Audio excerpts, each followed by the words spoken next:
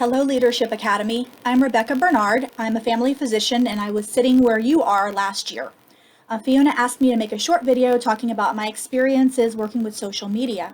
I love to write, and my work has been shared over 100,000 times, and I think it's really important that all physicians take a more active role in telling the world about what our perspective is. They say if you're not at the table, you're on the table, and I think that's true when it comes to media as well. So a couple tips that I have for you. First of all, I think doctors are more important than ever at communicating with the public and with our patients.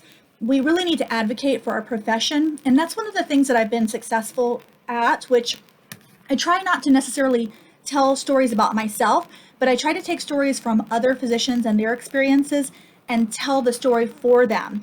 It's especially important, I find, for doctors that are working in a certain industry or a job where they can't speak out for themselves because they face the risk of getting fired or getting bad reviews online. Since I work for myself and I really can't get fired, then I'm in the perfect situation to be able to share other people's experiences.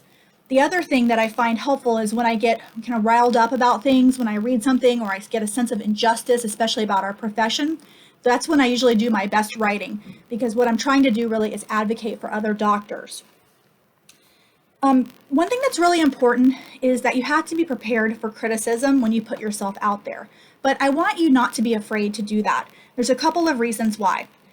First of all, when people write bad things about you or insult you or respond to you in any way, you have to remember that that means that you hit a nerve. You said something or did something that actually made people want to respond. And that means that's much better than just being ignored. It means that you did something good. Secondly, remember that whenever you have critics, it's also going to bring out your supporters. So a lot of times your champions will come out and say lots of good things because somebody else said something bad. In my example, I was writing a blog about a book that I had written, and really it didn't get a lot of attention until somebody wrote a criticism saying that they didn't like the cover, that the stethoscope that I used on the cover was a nurse's stethoscope. Other people wanted to weigh in, and before I knew it, I had really this little article that I wrote had kind of gone viral, and it was all because somebody wrote a bad review.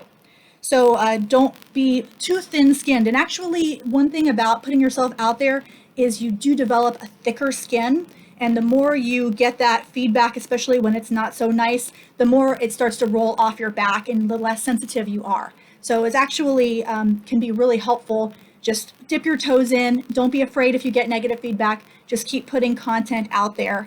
Really, content is king, especially in today's world where things move so fast. So we need to be constantly thinking about what's something current that I can talk about, what's an experience that I had that I can share and keep the content going.